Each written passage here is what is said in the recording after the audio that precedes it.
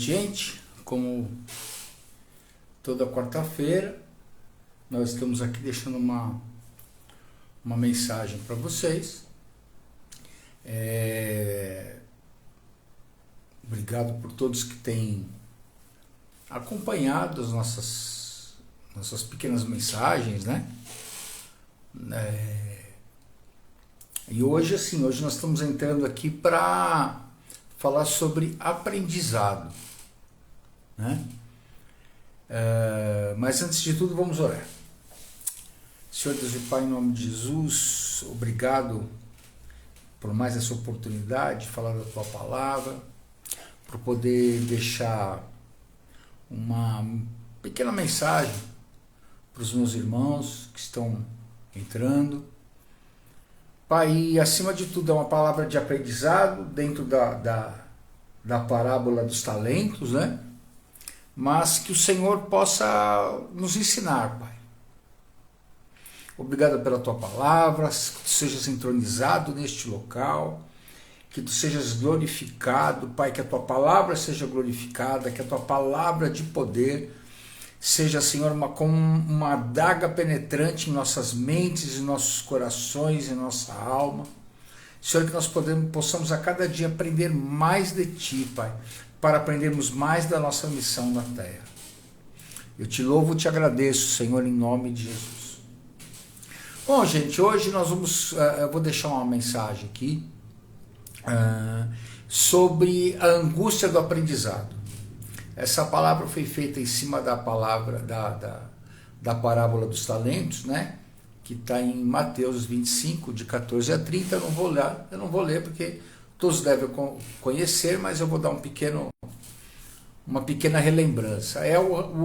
O senhor vai viajar e deixa um pouco de dinheiro com cada servo, e para que eles possam devolver depois que ele voltar, né? E aí, quando ele volta, cada um, aqui está o seu dinheiro, eu multipliquei tanto, não sei o que, então, e aí chega um e fala, olha, aqui está o seu dinheiro como o senhor me deu. Eu não mexi, não perdi, mas também não ganhei. Aí ele fala assim, servo ruim, né? Então, tirem dele tudo que ele tem e dá o que tem mais. E essa parábola tem, nossa, eu em 22 anos já ouvi N pregações em cima dessa parábola, né?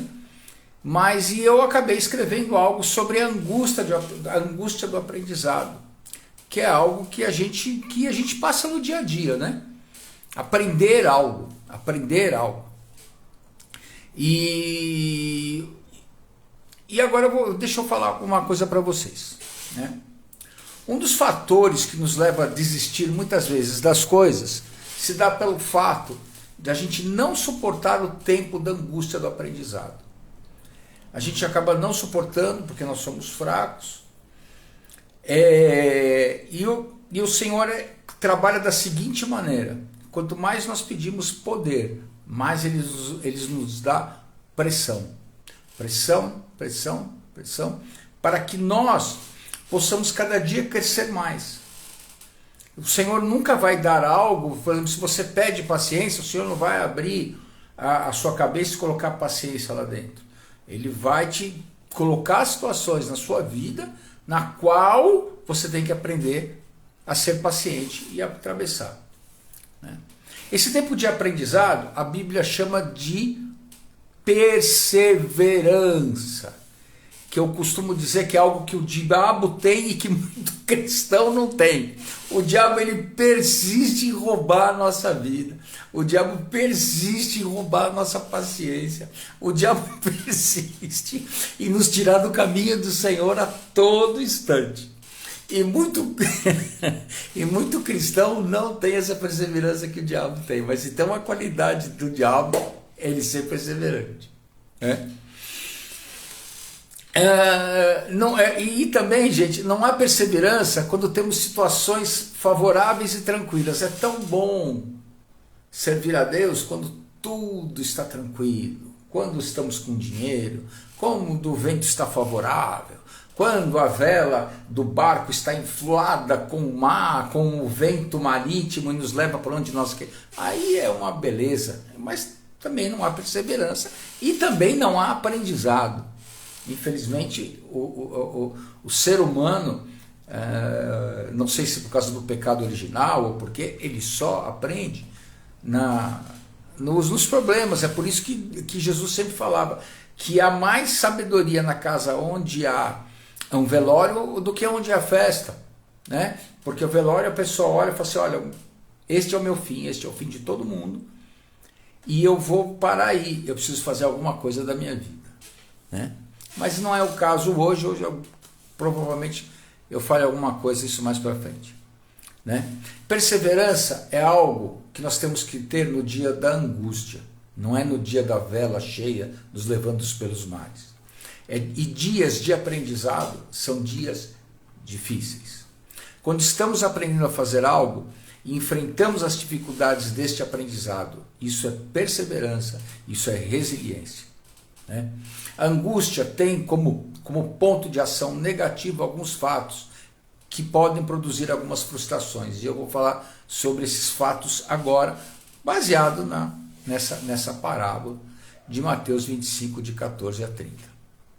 O primeiro que pode gerar frustração é não saber fazer, a habilidade. O grande obstáculo para se vencer o não saber fazer é o orgulho. O ser humano ele é atolado em orgulho. E isso requer que nós continuemos a não saber fazer as coisas, não requeremos habilidade. Por quê? Porque os orgulhosos não têm disposição de pedir ajuda ao outro, né? Vencedores, gente, sempre contam com o próximo. Sempre. O que o servo que foi julgado como mal deveria ter feito? Chegar aos outros servos e falar assim, me ensina o que você está fazendo. Eu não sei fazer. Me ensina, que assim quando o Senhor voltar, eu possa apresentar algo para ele. Mas ele foi o quê? Orgulhoso. Eu não tenho habilidade, eu também não vou fazer e também não vou pedir ajuda. Vencedores sempre pedem ajuda. Vencedores sempre se cercam de uma equipe de vencedores. Certo? O segundo ponto é ser pessimista. O que ele fez com esse dinheiro? Ele fez o quê? Ele escondeu. Ele escondeu. Por quê? Ele esconde por quê? Nós nos escondemos por quê? Porque não cremos que o Senhor pode nos usar. Como ele também não creu. Nós não cremos que o Senhor pode nos usar. O nosso lema é sempre, sou o mais fraco de todos, Deus não pode me usar, certo? Na verdade, Deus não te usa não é porque você é fraco, mas porque você não crê. Porque você não tem resiliência. Porque você não anda. É por isso que Deus não te usa, não é porque você é fraco. Porque a palavra em 1 Coríntios 1:26 diz o seguinte, pois Deus, ele usa as coisas desprezíveis e as que não são, para envergonhar as que são. Pessimismo é sinal de incredulidade. Incrédulos não herdam a promessa, não entram na terra prometida. É por isso que Deus muitas vezes não nos usa.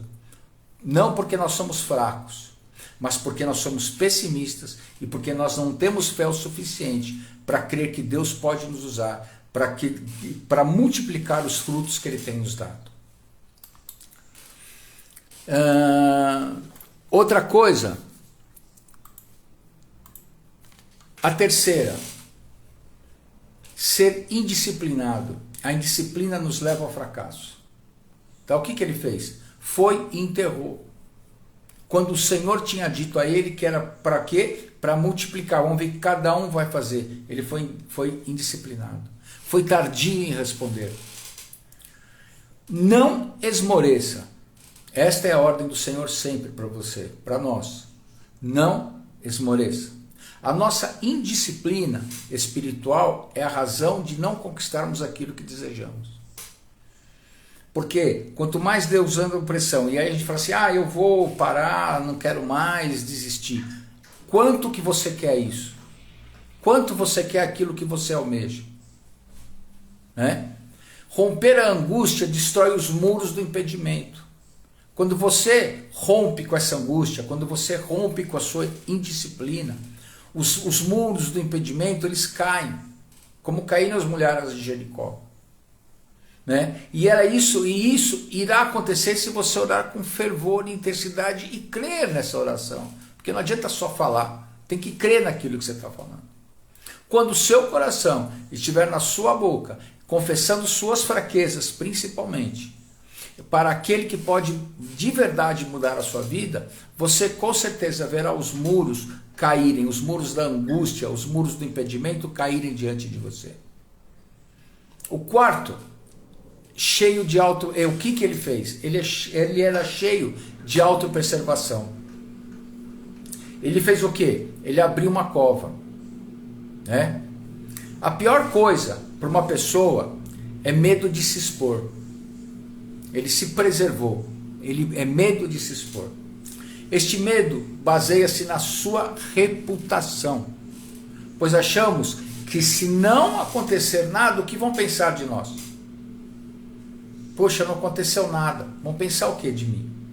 Estamos mais preocupados com a opinião dos outros do que vencer e crer que Deus vai fazer alguma coisa na nossa vida. O que vão pensar? Ele era cheio de autopreservação, por isso ele abriu uma cova e colocou. Eu não posso perder isso que eu tenho. Certo? Essa atitude é a mesma que Pedro teve antes do Pentecoste. Por isso, ele não pôde responder adequadamente a Deus. O Pentecoste te coloca numa posição aberta, sem reservas, com o seu coração aberto, com o seu coração andando, você não se importando com o que as pessoas vão pensar de você, mas olhando para frente e vendo o quê? Vendo que Deus tem uma promessa para você. Não seja cheio de autopreservação. Não seja indisciplinado. Você tem que sempre estar diante daquele, aprendendo diante daquele que pode te levar a algum lugar. Outra coisa, a quinta coisa que impede o nosso aprendizado é o medo. Aqui tens o que é teu, foi o que o servo falou. Ou seja, eu perdi, eu não posso perder. É o fator da influência. O que é? É a mentalidade. Mentalidade errada é o maior inimigo do homem para se vencer o tempo da angústia. E a palavra diz que o verdadeiro amor lança fora todo medo. Se realmente você crer que o Senhor tem algo para você, que, como eu falei, você encher a sua boca, você confessar, você caminhar, você ser uma pessoa disciplinada, esquecer a sua autopreservação. Você já pensou se Cristo tivesse pensado na autopreservação dele? Nossa, o que vão pensar de mim aqui nessa cruz? Você já pensou nisso? Ele foi pendurado nu, ensanguentado, quase partido ao meio naquela cruz. Você já pensou se ele tivesse perdido Deus fala para ele, olha, você tem que salvar o mundo. Eu não, o que vão pensar de mim nessa cruz? Eu peladão lá em cima. Você já pensou? O que seria de nós hoje? Se Cristo tivesse pensado na autopreservação dele, se ele tivesse tido medo, se ele não quisesse ter tido arriscar em Deus, saber que Deus falou, você vai ressuscitar, e se ele não tivesse acreditado que ele ia ressuscitar, onde nós estaríamos hoje?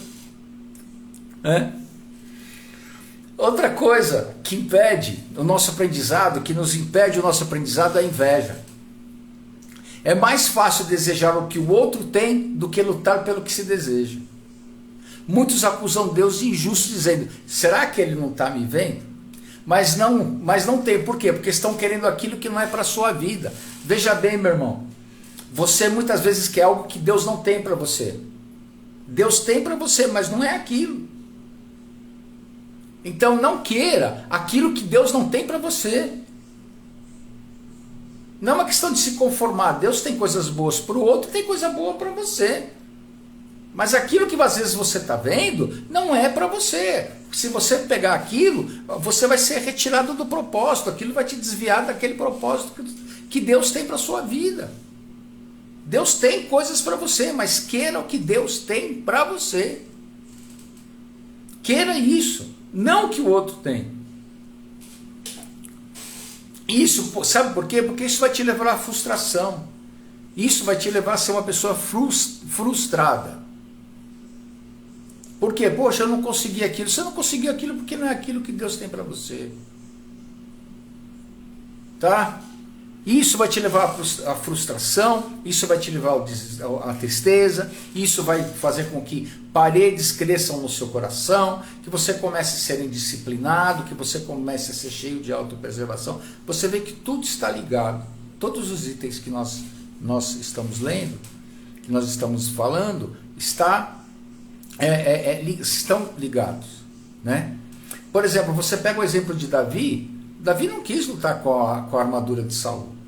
Ele sabia que a luta dele, que a vitória dele consistia em crer naquilo que Deus pôs na mão dele, que Deus tinha para ele, que era a funda e 5 pedras.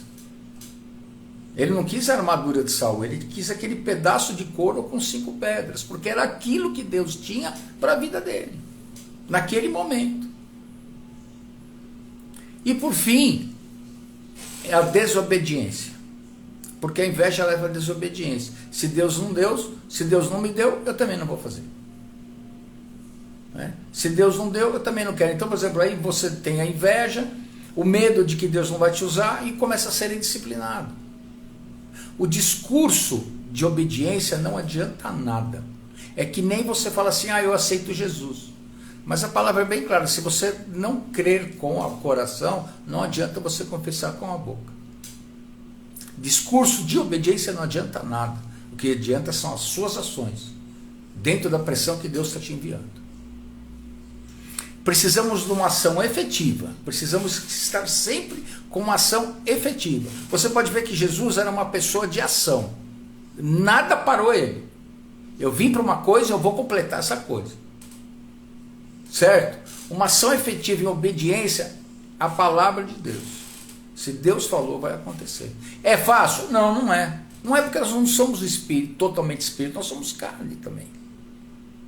Não é fácil, mas a gente tem que começar de algum lugar. Se você tem um trabalho a fazer, se Deus te deu uma missão, se você quer algo, o diferencial de você conseguir tudo isso é a disposição imediata a fazer o que tem que ser feito. Porque Deus não irá fazer aquilo que você tem que fazer. Deus faz a parte dele e você faz a sua parte. Nada, guarde isso como ensinamento o resto da sua vida. Nada no mundo espiritual é automático. Nem o perdão. Toda vez que você peca, você tem que ir até a cruz pedir o perdão. Nem o perdão é automático. Nem a salvação é automática. Você, como eu disse, você tem que falar com a boca e crer com o coração. Não existe nada automático. É que nem aquilo que eu falei da outra vez que eu estava falando sobre ofertas. Deus não se compra. É a mesma coisa. Não adianta você receber uma oração porque você não vai ficar milionário. Deus tem regras para que você seja abençoado. Procure aí no nosso Instagram que tem essa pregação que eu falo sobre isso. Que Deus tem regras para nos abençoar. Então nada no mundo espiritual é automático. Bom, meus queridos, é isso que eu tinha para hoje para nós, né? Que toda vez que a gente conversa, toda vez que eu deixo uma mensagem aqui para vocês, eu também estou aprendendo. Sempre estamos aprendendo, né? O bom é isso, que o Senhor sempre tem algo para nos ensinar. Nós servimos a um Deus infinito, um Deus que é cheio de surpresas, um Deus que é cheio de amor. Por mais que muitas vezes nós passamos dificuldades e não reconhecemos esse amor, Ele está ali. Bom, eu agradeço a todos que entraram, né? Rumo a 1 milhão, é o que eu digo sempre. Hoje são 4, mas rumo a 1 milhão. Né? E quarta-feira que vem nós estamos aqui novamente. Amanhã nós vamos inaugurar a nossa primeira página na internet, nosso primeiro canal. Eu vou deixar aqui depois o link. Vai ser um canal com foco em restauração de alma, né? E é isso, tá? Vamos orar. Senhor Deus e Pai, em nome de Jesus, eu te louvo, te agradeço, Pai, pelo teu ensinamento sobre nós, por tudo aquilo que o Senhor tem feito na nossa vida, por mais que nós não tenhamos vendo, todo o ensinamento que nós estamos recebendo do Senhor a cada dia, mesmo sabendo que muitas vezes vem do Senhor, mas nós não sabemos que vem do Senhor. Nós te louvamos, te agradecemos, Pai, que tu seja sempre entronizado, que a tua palavra seja, Senhor amado, como eu disse, com uma faca, uma espada de 2 gumes que divide alma e espírito, para que ela entre no nosso coração, na nossa alma e na nossa mente. Senhor, que tu sejas entronizado a cada momento na nossa vida, em nome de Jesus. Amém. Tá, gente? Até quarta-feira que vem e obrigado.